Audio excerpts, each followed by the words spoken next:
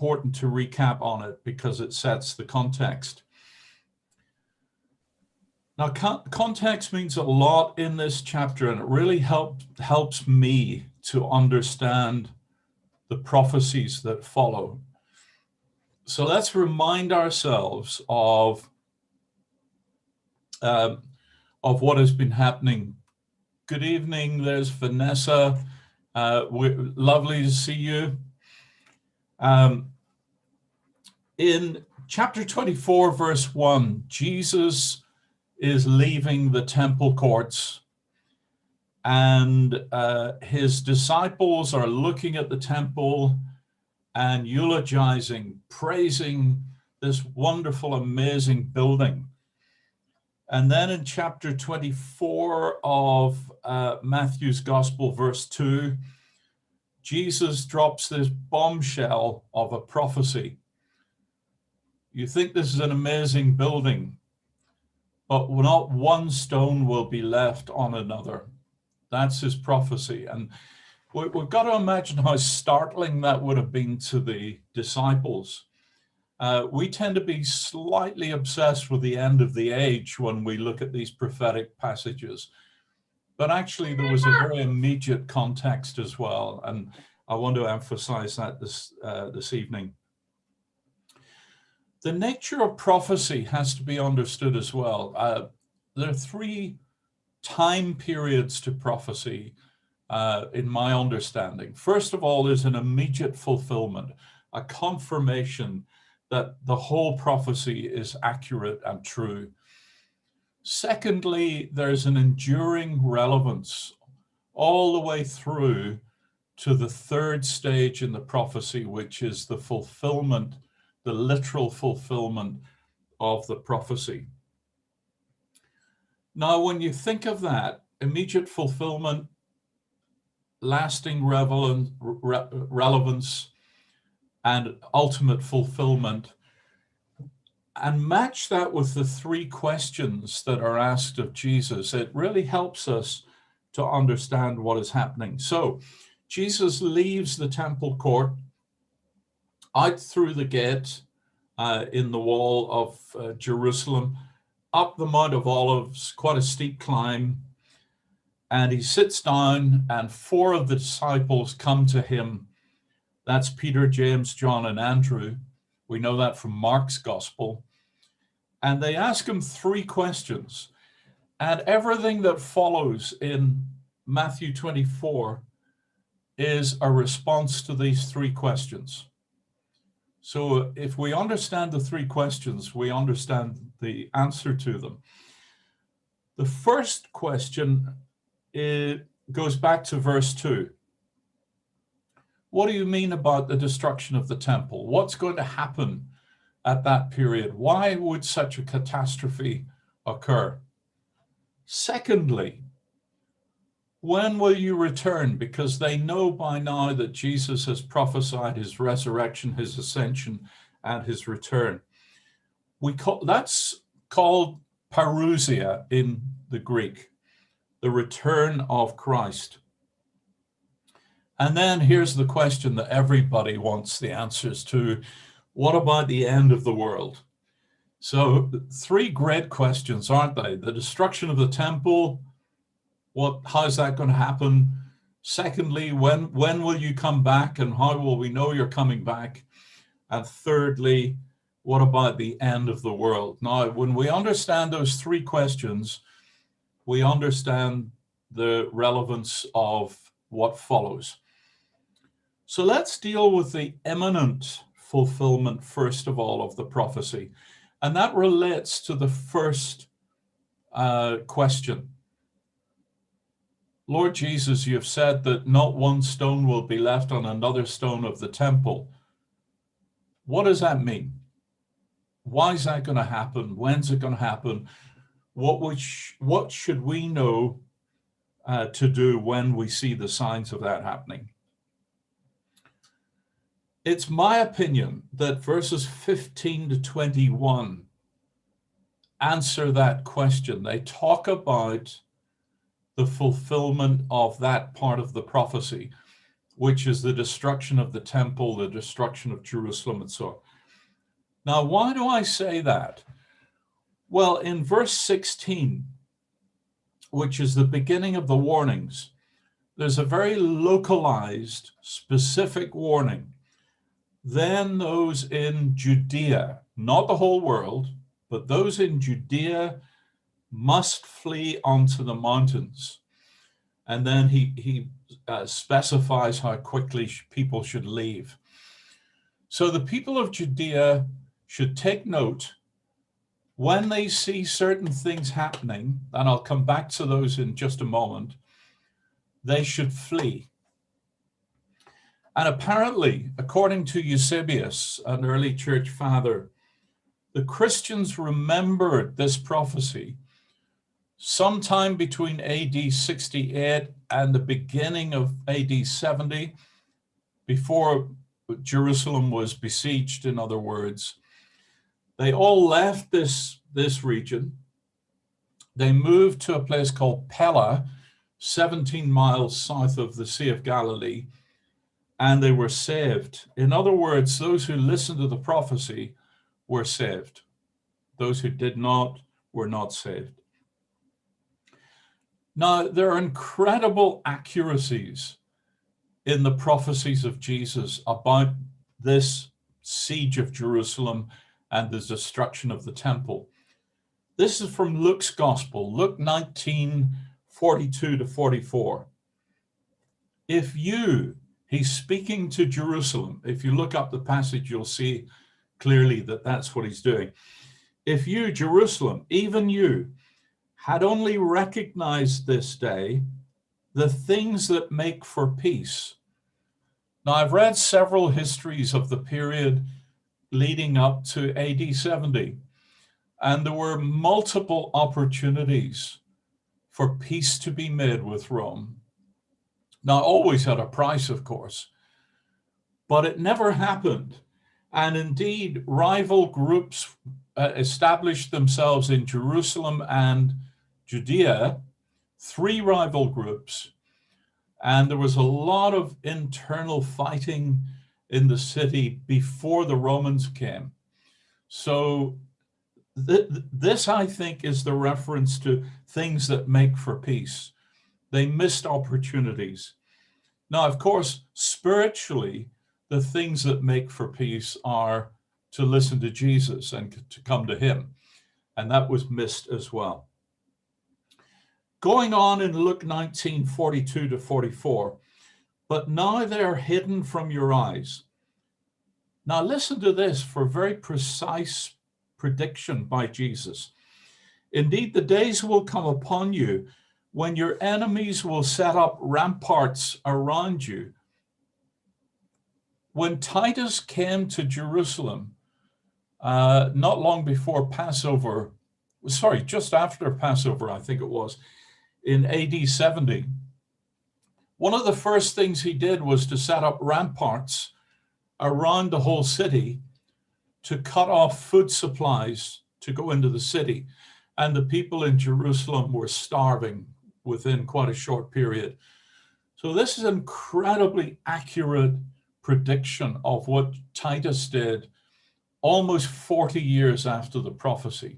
I'm just amazed at the accuracy. Well, I shouldn't be amazed at the accuracy of it, but it's astonishing. Now, not only will they set up ramparts around you and surround you and hem you in on every side, they will crush you to the ground. And the taking of the city was devastating. I'll not go into details. It's just really distressing. All the things that happened when a city was taken. Crush you to the ground, you and your children with you. And they will not leave within you one stone upon another.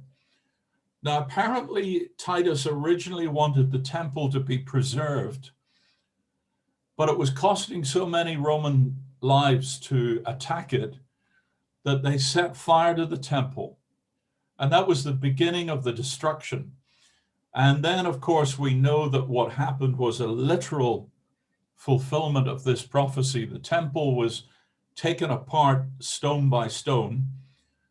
and the rest of the city. Don't forget the beginning of this prophecy in Luke 19, verse 42, is to Jerusalem. The whole of Jerusalem was leveled, apart from 3 towers. So it was devastating. And indeed, Jerusalem took many, many years to recover from that. It was like a ghost town. In fact, what happened in AD 70 was almost a direct mimic of what happened in 586 BC when the Babylonians destroyed the temple, Solomon's temple, and destroyed Jerusalem. Now, why will this happen? This is what Jesus says. They will not leave within you one stone upon another, because you did not recognize the time of your visitation from God. Jesus is very clear that this would be a judgment because of the rejection of Christ. So, sobering prophecies absolutely specifically fulfilled in AD 70. Now, interestingly, the devastation that Titus wreaked on Jerusalem, I think would have been repeated in the whole nation, but he was quickly recalled to Rome and in fact was made emperor. And if you go to Rome, you can see the triumphal arch of Titus. And there on the arch is the looting from the temple, including the great candelabra and so on. It's still there to this day. And so verse 22, Jesus says this, those days will be shortened for the sake of the elect. I still think he's talking about that devastation of Israel in AD 70. This is the short-term fulfillment of the prophecy, I believe. The elect, I'm convinced are Christians, and that I take from Romans 8:31, 33. Later on in this chapter, we're going to see another reference to the elect when the elect are called together from the 4 winds, from one end of heaven to another. So that, I believe, is the immediate fulfillment within a generation. Jesus, don't forget, they're talking about the temple. That triggered the questions. The first part of the response then, it doesn't surprise me, relates to their question about the temple. Now, what about the enduring relevance of the prophecies? What are the things, the lessons that the Christian church had to learn throughout all the decades and centuries that have happened since that day on the Mount of Olives when Jesus gave the prophecy? Well, one of the themes that we saw last week, and it's verses 4 and 5, really early in the chapter, trigger it, and it's repeated several times. Verse 4, there's a warning against being led astray. Don't be deceived. Over and over again, Jesus repeats his message. Don't be deceived. And in verse 5, more specifically, false messiahs will rise up. And this happened leading up to AD 70, and it has happened in the intervening years. We will see this happening just before Jesus comes back as well. We'll see that later on when we get back to Revelation. Another enduring relevance, and I say that it's an enduring relevance because Jesus says at the end of it, but the end is not yet. So this time period is before the very end of the age. Verse 6, look out for wars and rumors of wars. Don't read too much into those. In other words, don't exaggerate signs, because actually, when you look at human history, there have always been wars. There always will be wars until Jesus returns. So they in themselves are not a sign of the end time. There are signs coming up. In fact, the language he uses in verse 6 is very strong. Don't become hysterical about false reports. Don't give way to rumors, conspiracy theories, all kinds of things like that. Don't get head up about that. Stay calm, reflect, test, weigh up, do all the things that the Bible says. Okay, so verse 6, relevant throughout the church age. Verse 13, a key verse which is relevant throughout the church age, and we're still looking at prophecies here. But the one who endures to the end will be saved, right? And that fits right in with our theme in Revelation about overcoming tribulation and being faithful to God, whatever is thrown at Christians. So a very important verse. I want to tie that in with the very end of Matthew 24, which is the parable of the faithful servant. That's verse 45 to 51. Don't forget, there are no chapter divisions in the Greek manuscript, so we go straight into chapter 25 as well.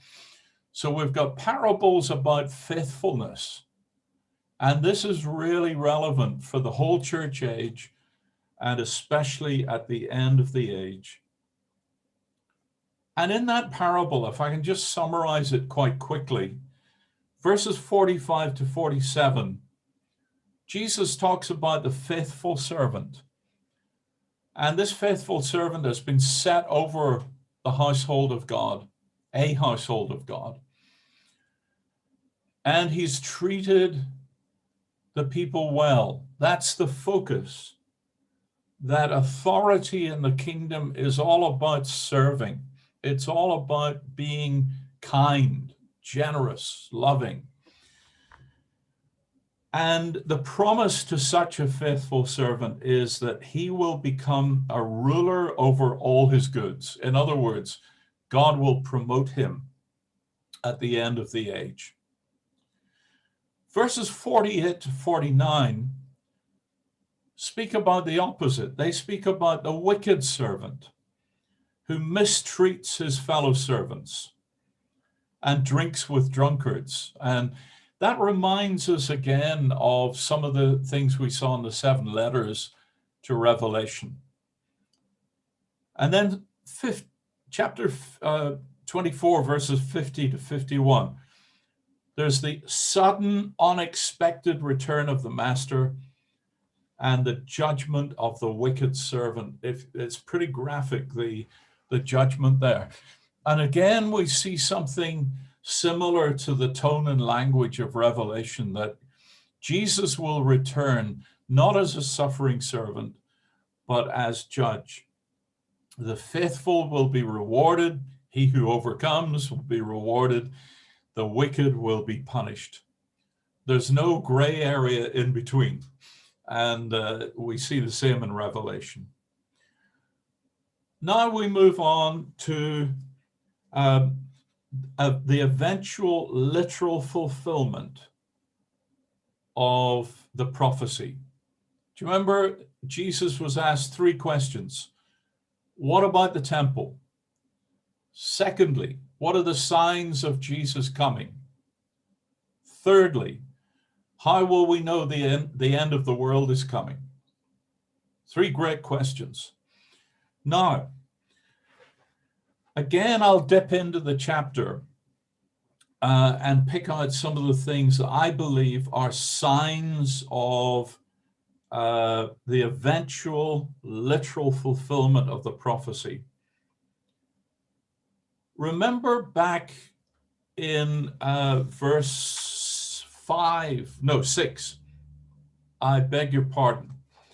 It's verse 15, it's 16. Sorry, get there in the end. Verse 16, those in Judea must flee to the mountains. So we're talking about a very localized, specific area in verse 16 onwards. Now we're getting into verses that look at a global tribulation and great signs that touch not only the earth, but the heavens as well.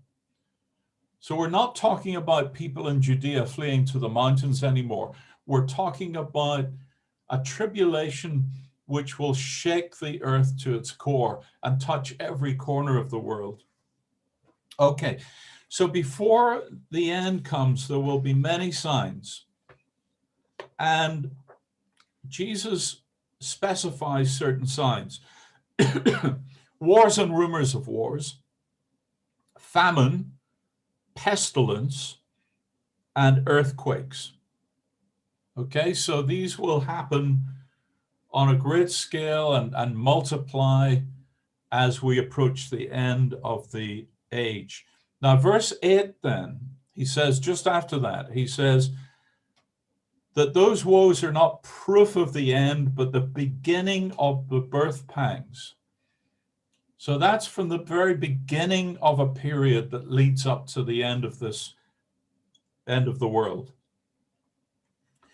During that period, because I think we're still in that period when verse 9 onwards is talked about, then, Jesus says, in other words, at that time, you shall be hated by my name for my name's sake. He warns Christians that they'll be tortured and put to death. And again, we're back to a global picture here. And you shall be hated by all nations. Now, that hasn't happened yet.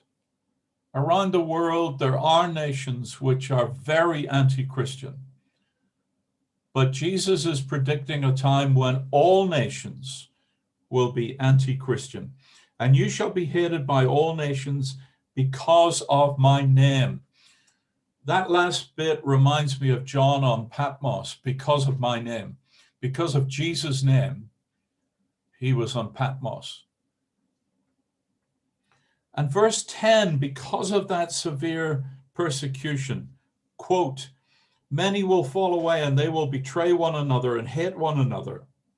And verse 11, false prophets will arise and, quote, lead many astray. And then a sobering statement, verse 12, and because of the increase of lawlessness, or in your Bible it might be iniquity, evil, great deal of evil, the love of many will grow cold. And apparently the Greek term there is like cold breath being blown on something. However, and this is, I think goes back to a question that somebody asked about a great falling away and a great revival at the same time. Verse 14, the gospel will be preached in all the inhabited world, quote, and then the end will come. So what has to happen before the end of this age is that the gospel will be preached to every tribe, every nation. And Jesus then talks about verse 15, the abomination of desolation. That's the defilement of the temple. Now, I love this next bit, and this is the final bit. So I know it's been a lot of information quickly, but I'm having to get through a fair bit. Is that okay so far? Yep. Are we following all right? Okay. What about the signs of Jesus coming? That was one of the three questions, do you remember, that was asked back on the Mount of Olives. Again, he prefaces this with a warning, verses 23 to 26.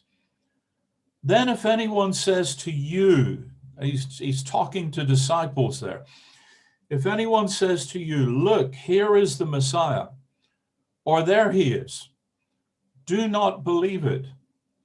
For false messiahs and false prophets will appear and produce, listen to this, great signs and omens, or lead astray, and then I like the next two words, if possible, even the elect. Take note, I have told you beforehand. In other words, watch out for this. This is going to happen. False messiahs, false prophets will rise up. So if they say to you, look, he is in the wilderness, do not go out. If they say, look, he is in the inner rooms, do not believe it.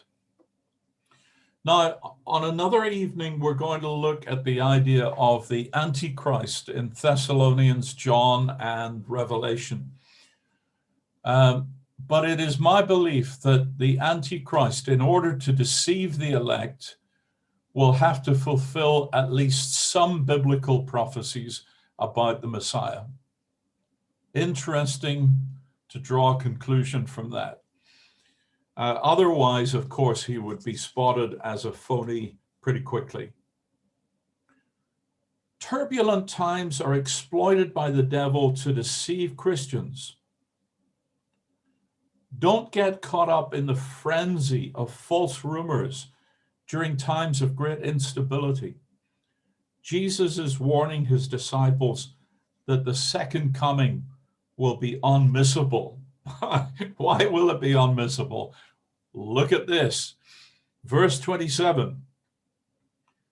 The second coming of Christ will be lightning, like lightning flashing across the sky.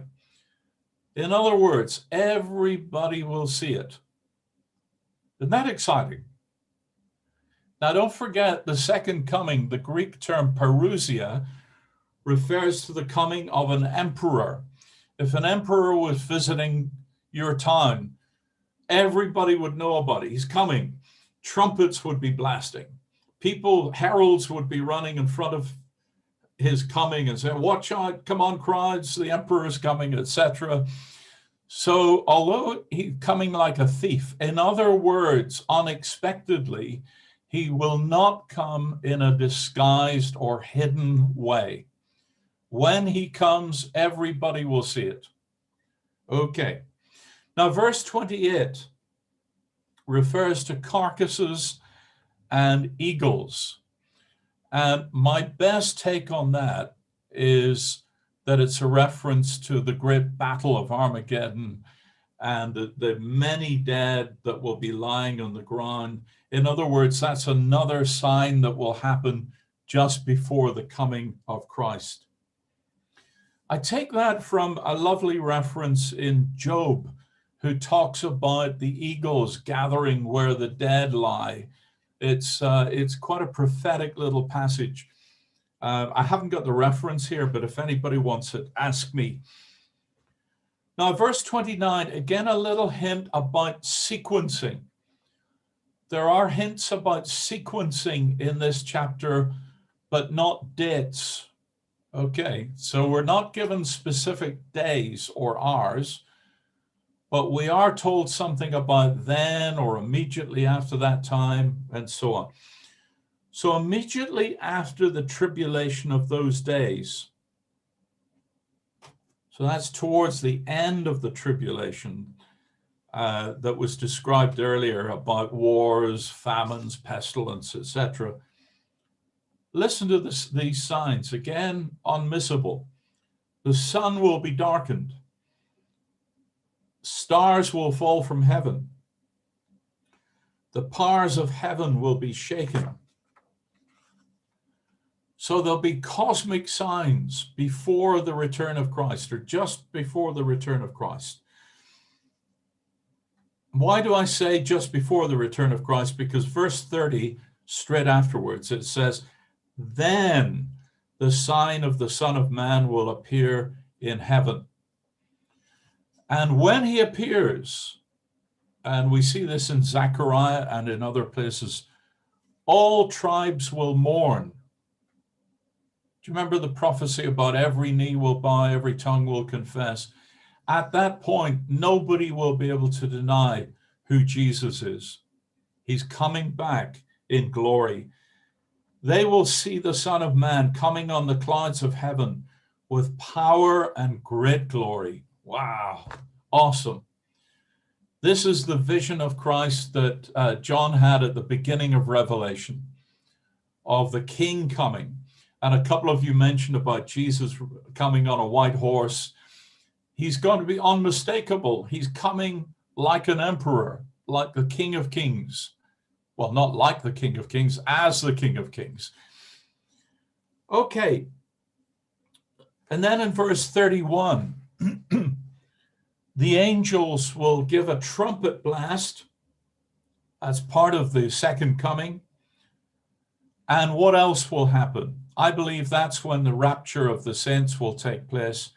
Quote, and they will gather his elect from the four winds, from one end of heaven to the other.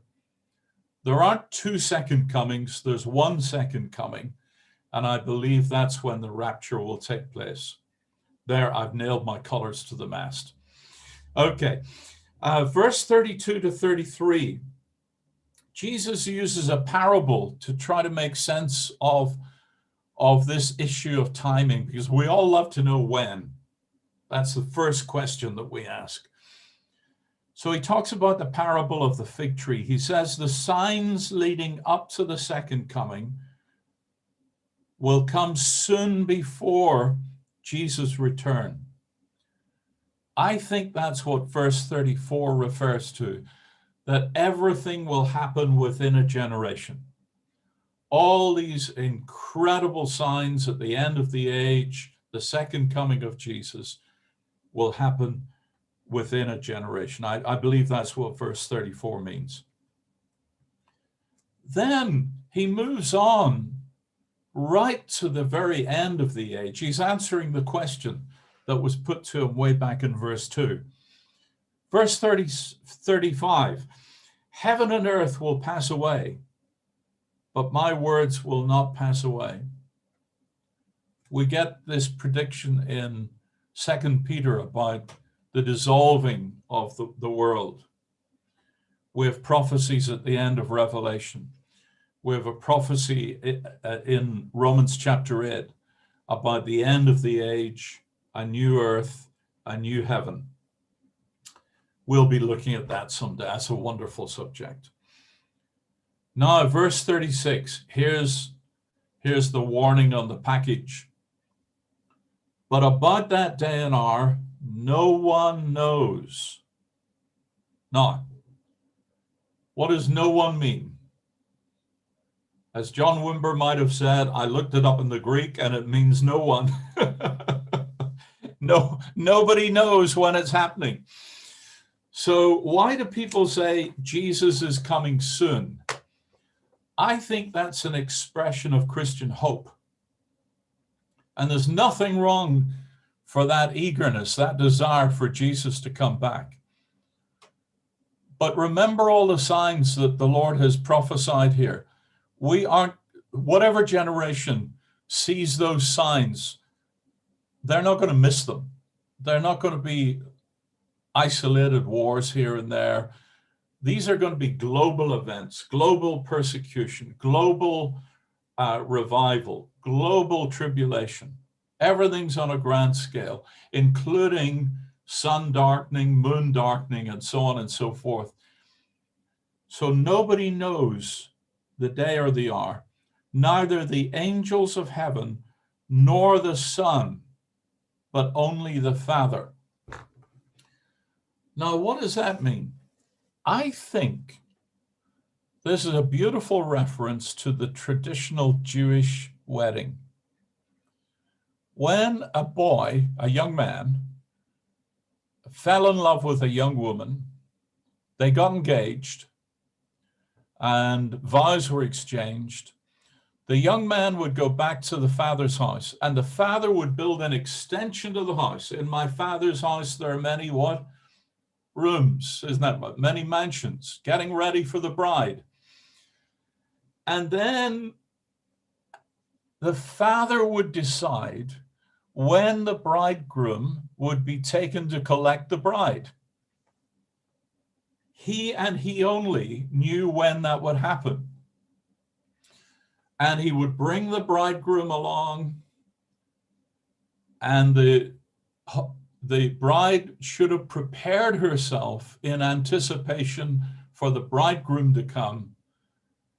They'd get married and go off to live in the extension to Father's house. Isn't that a lovely picture?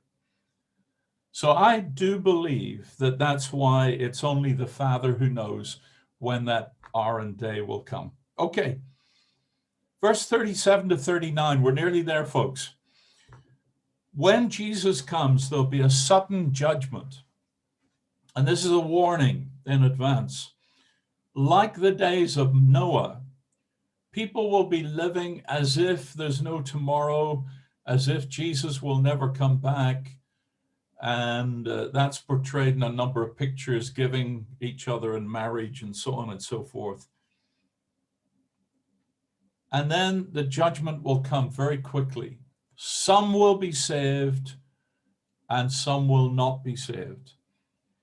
And I think this is what verse 40 to 41 means, that some will be raptured and saved and some will not. And then verse 42 comes the moral of this. Keep awake, therefore, for you do not know on what day your Lord is coming. And 43 to 44, just before the parable of the faithful servant, Jesus explains why he's not going to tell us when he's coming back. He says that if we knew when the thief was coming, we'd be prepared, we'd get ready, we'd put in security in the windows, etc., etc. The Lord wants to come back to a people who are either being faithful consistently or have fallen into sin consistently. As somebody once said, when Jesus returns, some people will be caught up and some people will be caught on. And I think that's basically what those verses are saying. Okay, folks, I hope that was comprehensible.